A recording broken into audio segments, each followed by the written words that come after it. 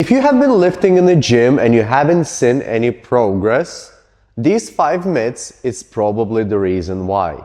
The first myth that I want to break down today is that you should be lifting heavy every session. Like, that means that you're maxing out every session. I gone through that and ended up a bit injured with a lot of back pain, to be honest, from lifting heavy every session. And the reason why it doesn't work, that you go and max out every session, is because our body, as much as you get the fatigue from acute training session, which means if I train now, I get tired from that training session, but also you get accumulative fatigue, which means if I train heavy on Monday, then if I train heavy on Wednesday, and then if I train heavy on Friday, or maybe even those 5 days in a row, Monday to Friday, that fatigue also accumulates from session to session because it takes a little bit of time for you to recover. And generally we say that it's 48 to 72 hours for muscle groups to recover in between sessions. However, when it comes to CNS fatigue, which is central nervous system fatigue, that can accumulate and it take a lot longer for you to recover from, as it's not necessarily getting exhausted in the same way as your muscle groups. And that's what I noticed personally a lot. If I used to train heavy, my sleep, like if I used to train heavy all the time, my sleep used to suffer a little bit, my coordination used to get a little bit funny, and generally, like, it's quite weird sensation of that CNS fatigue, but my coordination didn't seem to be as good. But one of the first things I used to notice is that I used to get quality of sleep for me used to drop down. So what's the solution to that? Well, like I mentioned at the start of the video, properly periodized programs, it's one of the best ways to avoid that overtraining and CNS fatigue. So how does that look in real life? Well, imagine that your maximum deadlift is 100 kilogram. When you're training, you don't want to max out that 100 kilogram every session. What you want to do instead is roughly lift at 80%, 85%, and slowly increase that from week to week basis. So to give you like the most simple example of periodization, it would be, let's say this week, we're starting week 1 of our training block. If you can lift 100 kilo deadlift, you can go and start working at 80 kilo deadlift for 4 or 5 sets, 5 reps, for example, and you don't lift your 100% of your deadlift. So 80 kilograms would be 80%. The next week you come back to training, you want to increase that. So let's say it would be 85% just to make it easy. The third week you go into 90%, and the week after you go to 92.5 or 95%. Depends how you feel, but that's like the most simple way to approach it. And that means after 4 weeks from lifting 80 kilograms, you're going to lifting 95. And while you do that, you should technically get stronger. So after those 4 weeks of training, you have accumulated fatigue from all the training sessions combined. Then you want to take a deload week. What does that mean? You lift lighter for that week. So assuming that you got stronger, dropping back down to 80% and lifting 80 kilograms, deloading that week, coming back to the same weight that you've been lifting for the first week, will allow your body to recover. And in that week that you have a deload week, you'll get through a concept called super compensation, which means as you rest and recover from all the training load that you exposed your body to, it means your ability will jump.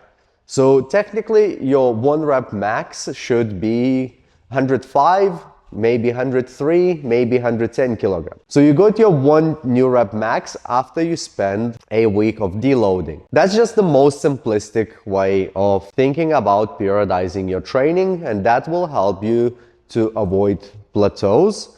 And it doesn't mean that you have to lift extremely heavy every training session. Another common myth is that you should change your program every week or every 2 weeks. Now, the reason why this is not true, because it takes you some time to develop the strength skill.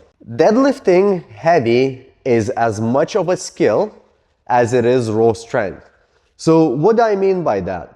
By changing the program, so let's say from emphasizing deadlift 1 week to going to the squat, you're missing a chance from developing a skill of deadlifting. And the idea with this is basically every single time you touch the bar while you're deadlifting, you will learn to engage with your body better. You will learn how to use certain muscle groups to help you in deadlifting. So for example, one of the biggest lessons for me is when you start the deadlift, is thinking about pushing the floor underneath. And what that helped for me is for me to activate my quads while I'm doing a deadlift, which means I'm recruiting more muscles to do the same movement. And when it comes to strength training, you want to activate as much of your body for that movement, so that allows you to create more tension and that will allow you to lift more weight. That's exactly why you shouldn't be changing your program every 1 to 2 weeks. You should stick to principles of progressive overload, emphasizing a certain movement like deadlift for, let's say, a 12-week block. So like I said before, like 3 to 4 weeks, you're increasing intensity, then week 4 to 5, you drop it down, and then you kind of start increasing that up again for the next 3 months, and then you go through the deload. But you just focus on building one area of strength that allows you to master the movement that you want to get stronger in.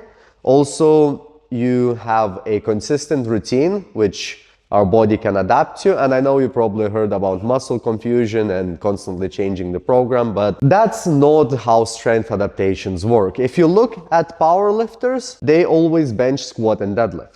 They do some accessories with that, but that's the main thing, 3 things that they do. They don't change their program that much. It's built around those 3 movements. And if you see, they are some of the strongest athletes in the world, while actually emphasizing 3 movements and doing them year in, year out.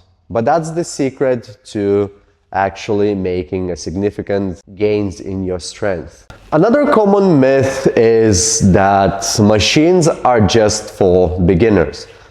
Now, look, personally, I'm not a big fan of machines, as I'm on the functional side of fitness, and I think we should all be training with free weights. However, machines have its own time and place. Sometimes you want to isolate a muscle group for you to feel better. So for example, if you are struggling to feel your chest in a bench press, you may want to move onto the pec fly so you can understand how your chest engages. And since you get that feeling registered in your brain, oh, that's how my chest should feel like during that movement, you can actually build a better connection with that muscle during the bench press, which will allow you to press more weight. And same applies to any other machine. It can be a perfect opportunity when you need to rehab, and for example, free weight bench press hurts, but in machine, for some reason it doesn't. So that's a good way for you to keep doing your strength training without doing the movements which are making your condition or your problem worse. However, I am still a massive advocate of free weights, and I don't necessarily always think that the machines are the best tool. But a lot of people get stuck into training with machines that they shouldn't. So you should prioritize your free weights. However, don't neglect the machines because they have their own time and place. It helps you to overload the muscle groups, and it helps you to work around injuries. So machines are not just for beginners. Now, another common myth that people believe is doing more leads to better results. So if you do more training, it will basically mean that you will create more muscle damage, and that way your body will adapt and you will have phenomenal results in the gym. Now, that's nonsense. You want to train optimally.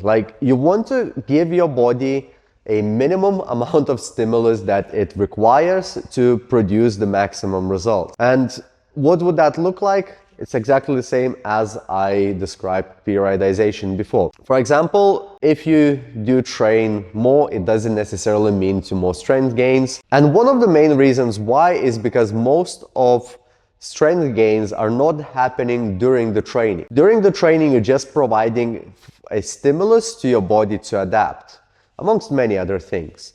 But your body actually recovers and gets stronger when you sleep, when you rest, when you eat high protein diet, and when you recover. So it doesn't mean that you have to do more to get better results. What it actually means is that you should be training hard, but you should also be resting hard at the same time as well. Now, I don't think the last one is actually even a myth anymore, is that you can outtrain a bad diet. What does that mean? Well, you can eat pizza, you can train hard, and it will burn all those calories. That's not true.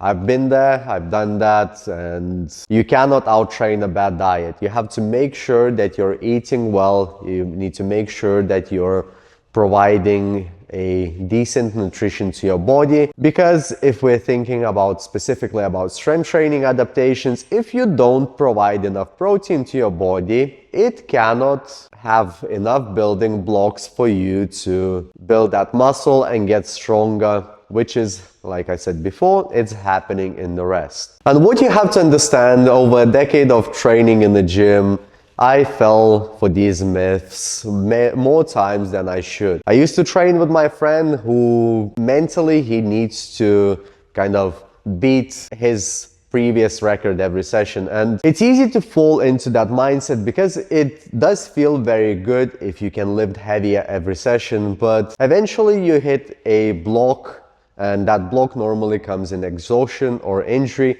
which is not really worth it. Now, unless you're a professional athlete or like you're admiring to be a high-level athlete, you shouldn't be really kind of going all out in the gym, because at the end of the day, what I'm trying to communicate to everyone is that gym should be to help your life, not to make it worse through injury. And that's exactly why I'm talking about these 5 strength training myths that I don't want you to fall into, because I already did and experienced them all and gone through them. Now, if you enjoyed this video, I'm sure you will like this one, so go and watch it and let me know down in the comments how I can help you with your fitness journey and how I can help you to get stronger, healthier, and better version of yourself.